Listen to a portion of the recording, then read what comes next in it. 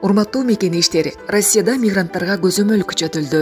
Россиянын аймагында тиешелүү документтериңиз жок жүрүүдөн абайлаңыз. Каттоого туруу, регистрация, ННН, ДМС, ОМС, СНИЛС, медкнижка, эмгек келишими, кара тизмеден текшерүү, башка тилге которуу, иш кагаздарда көйгөй болсо кайрылыңыздар. Албетте официалдуу. Урматтуу мекенеш, документиңизди тактап толуктап алыңыз. Байланыш номерибиз +7 906 875 15 15.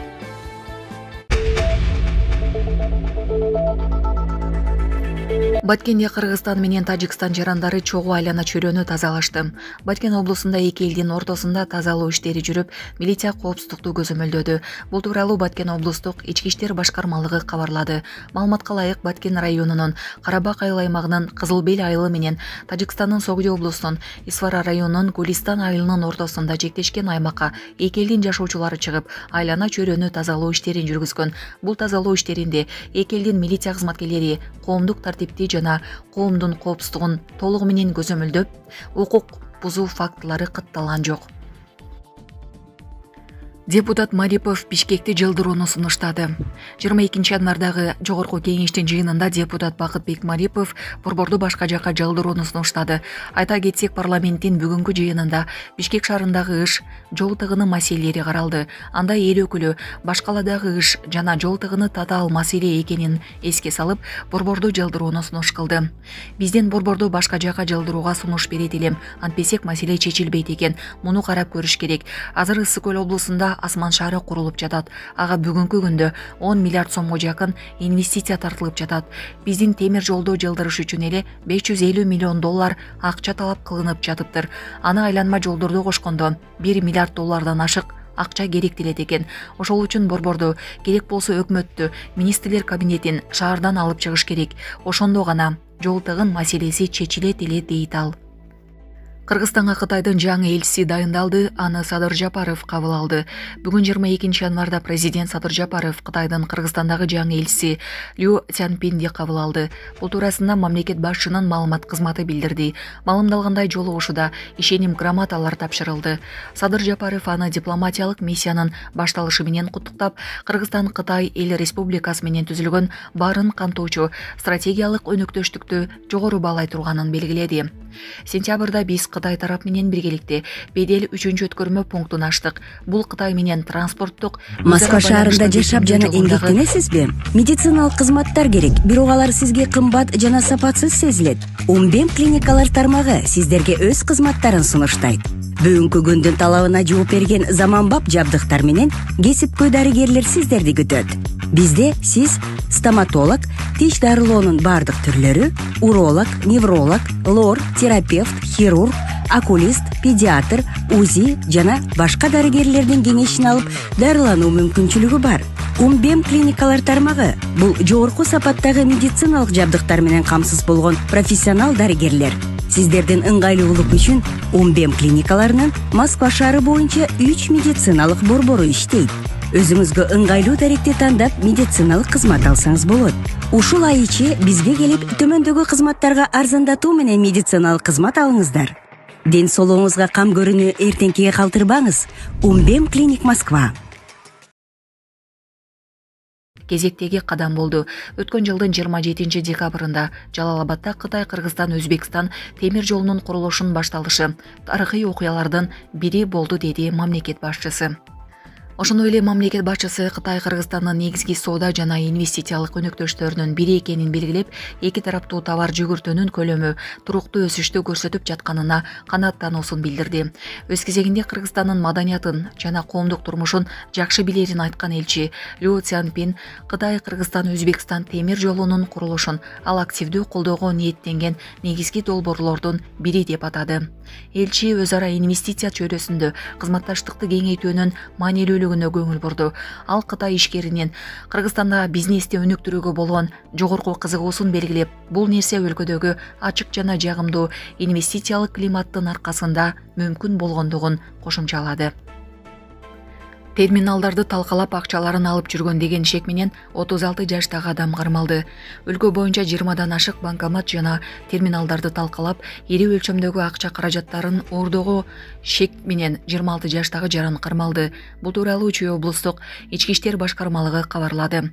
Маалыматка ылайык 5-январда милицияга 30 жаштагы киши арыз менен кайрылып, белгисиз адам Токмок шаарындагы Азия дүкөнүндө жайгашкан Кыргызстан коммерциялык банкынын терминалын талкалап, ичиндеги 1.200.000 сомду уурдап кеткенин айткан.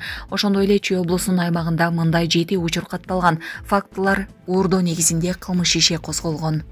Милициянын маалыматы боюнча бул иштерге мурда соттолгон жана Талас облусунда издөөдө жүргөн 36 жаштагы жаран шектүү делип табылган. Шектүү алдын ала кылмышка даярданып, Чүй, Талас облустары жана Бишкек шаарындагы банкомат менен терминалдарды, акчаларды уурдаганы белгилүү болгон. Укук коргоо органдары ал мындан ары дагы ишин улантуу максатында Баткен облусуна барып, ал жактан белгисиз адамдар менен сүйлөшүп жатканын аныктаган. План боюнча акча алмаштыруу жайларына каракчылык кылынышмак. Мындан улам шектүүнү кармоо иши уюштурулуп, ал Кызыл Кыя шаарынан колго түшкөн. Кармалган шектүү Токмок шаардык милициясына алынып келип, убактылуу кармоочу жайга киргизилген. Каракчылык кылууга даярдык көрүү фактысы каттоого алынып, ага кылмыш жаза кодексинин каракчылыкка даярдануу менен кылмыштын белгилери менен кылмыш иши козголду. Учурда ага көмөктөшкөн жарандарды аныктоо иштери жана тергөө уланууда. Кадырбек Атамбаев Бишкек шаардык ички иштер башкармалыгына суракка чакырылды. Социал-демократтар партиясынын өкүлү, мурдагы президент Алмазбек Атамбаевдин уулу Кадыр Атамбаев бүгүн 22-январда Бишкек шаардык ички иштер башкы башкармалыгына суракка чакырылды. Бул тууралуу Кадыр Атамбаев өзү кабарлады. Ал Бишкек шаардык ички иштер башкармалыгына саат 17:30 чакырылган. Атамбаев милицияга жактоочусу менен чогуу барарын айтты. Эске салсак, Социал-демократтар партиясынын лидери Темирлан Султанбеков, партиянын мүчөлөрү Ирина Карамушкина жана Роза Түрксевер 2024-жылдын 13-ноябрында добуш сатып алууга шектелип кармалып, убактылуу кармоочу жайга киргизилген. 9-январда сот алардын камактагы мөөнөтүн дагы 2 айга узарткан. Султанбеков кармалган күнүн тартып ачкачылык жарыялаган. Жакындары ал чектелген өлчөмдө суу жана шире гана ичип жатканын, анын абалы начарлап баратканын айтып, үй камагына бошотууну суранышкан. Социал-демократтар партиясынын өкүлдөрү коюлган айыпты четке кагып, аны саясий куугундук катары баалап келет. Булак Суперкежи. Ош шаарын айланып өтүүчү жолдун курулушу быйыл февраль айында башталат. Бул тууралуу бүгүн 22-январдагы жогорку кеңештин жыйынында белгилүү болду. Жыйында депутат Жалолудин Нурбаев транспорт жана коммуникациялар министрлигинен Ош шаарын айланып өтүүчү жолду салуу качанкыга пландалып жатканына кызыкты. Транспорт жана коммуникациялар министринин орун басары Бекжан Ырсмендиев эл өкүлүнүн суроосуна жооп берип жатып, Ош шаарын айланып өтүүчү жолду салуу быйыл концепция катары гана каралып, курулуш иштери бул жылы иш планга киргизилбегенин билдирди. Ал эми жогорку кеңештин төрагасы Нурланбек Туруунбек уулу маалыматты тактап берүүгө чакырып, аталган жолдун курулушу быйыл февраль айында баштала турганын айтты. Ушул күндөрү Ошту айланып өтүүчү жолду салуу иштери башталып жатат. Жалпы узундугу 34 чакырымды түзөт. Атайын техникалардын бардыгы тартылган. Февралдын башында кадимкидей жолдун курулуш иши башталат. Эмне үчүн бул боюнча маалымат бербейсиз? Иш жүрүп жатпайбы, деди төрага. Булак Суперкежи. Башкы прокуратура Ошто иштеген мамлекеттик кызматкерлерге кылмыш ишин козгоду. Муктаж эмес жарандарга жөлөк пул чегерилгендиги аныкталып, кылмыш иши козголду. Бул тууралуу башкы прокуратура кабарлады. Маалымдалгандай, Кара Суу районунун эмгек, социалдык камсыздоо жана миграция башкармалыгынын кызмат адамдары 2023-жылдын июнь айынан баштап 2024-жылдын май айына чейинки аралыкта иш жүзүндө муктаж эмес 47 жаранга жөлөк пулдарды мыйзамсыз чегеришкен. Натыйжада мамлекетке жалпы 1.323.400 сомдук зыян келтирилген. Башкармалыкта текшерүү иштерин Ош облустук прокуратурасы жүргүзгөн. Аталган факты боюнча кызмат абалынан кыянаттык менен пайдалануу жана кызматтык жасалмачылык менен кылмыш иши козголуп, тергөө органы тарабынан тергелүүдө. Эки жансыз дене менен деңизде 67 күн жүргөн адамдын окуясы. Ал 7 жылга камалышы мүмкүн. Охот деңизинде балык оолоо үчүн чыгып, бороондон улам жээкке жете албай калган 46 жаштагы Михаил Пичугин коопсуздук эрежелерин бузган үчүн 7 жылга эркинен ажыратылышы мүмкүн. Бул тууралуу Маш Телеграм каналы жазды. Маалыматка ылайык, ал эниси менен байкестин өлүмүнө күнөөлүү деп жана коопсуздук эрежесин бузганга шектелүүдө. Учурда бул факты боюнча тергөө иши аяктоо алдында турат. Эгер сот аны күнөөлүү деп тапса, 7 жылга эркинен ажыратылат.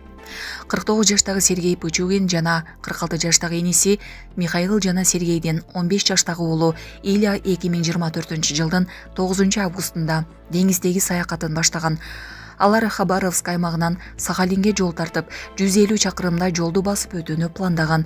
Эсептөөлөргө ылайык, жол бир нече саатка созулушу керек болчу. Бирок 3 күндөн кийин алар менен байланыш үзүлгөн. Буга кайыктын мотору бузулуп, кайык башкаруусуз калганы себеп болгон. Ачкадан улам Михаилдын агасы жана 14 жаштагы эниси каза болгон. Ал эми Михаил 67 күн аралыгында буурчакты сууга чылап ичип баштаган. Алардын жанында 20 литр гана суу болгондуктан Михаил жаанда идиштерге суу толтуруп, анан кийин аны пайдаланган. Ал 67 күндүн ичинде 50 килограммдан ашык арыктаган. Ал жансыз денелерди толкун тартып кетпеш үчүн кайыкка байлап койгон. 14 октябрь күнү кечинде Ангел кемеси менен балык оолоого чыккан жарандар кайыкты байкап, ага жардам беришкен. Кайык Камчаткадан 23 чакырым алыстыкта деңизде башкаруусуз жүргөн.